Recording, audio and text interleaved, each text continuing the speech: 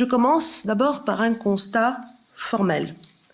Nous n'avons aucun vestige archéologique, aucun document écrit, pas la moindre trace matérielle datant assurément du vivant de Mohammed.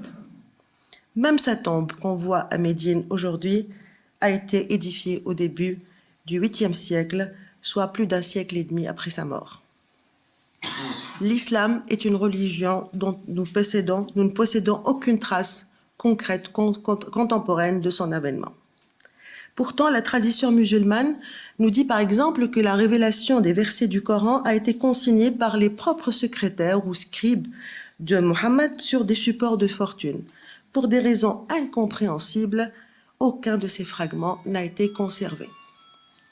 On aurait dû trouver quelques traces matérielles dans les deux villes où le prophète aurait vécu, la Mecque et Médine. Je vais employer le conditionnel à partir de maintenant, qui sont les deux villes les plus sacrées de l'islam, comme vous le savez. Mais aux grandes dames des historiens, aucun vestige antique n'y a été signalé et décrit jusqu'à présent. Ces vestiges ont peut-être existé, ou peut-être qu'ils existent encore, mais impossible de le savoir car les autorités religieuses saoudiennes interdisent formellement toute recherche archéologique dans ces deux cités. Les théologiens locaux craignent en effet que ces vestiges associés à Mohammed, s'ils étaient mis au jour, ne deviennent l'objet d'une vénération superstitieuse. D'ailleurs, les autorités wahhabites avaient même envisagé un moment à détruire la tombe du prophète, considérant que le culte qui lui est associé a des relents de paganisme.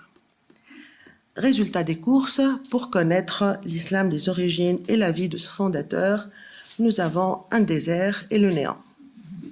There is a curtain as regards Muhammad that you can't get behind. What do we know about him and his life? Well, we know that he existed. We know that he was active somewhere in Arabia. We know that he's associated with the book, the Quran. He was the one who uttered it. But it doesn't get us to what actually happened, which is what, of course, a historian would like to reconstruct. We have absence of evidence. We have the Quran, and you can't tell the story of the basis of the Quran. We have various early non-Muslim sources. They don't add up to a story. We have nothing. We have this one book out of a nothing.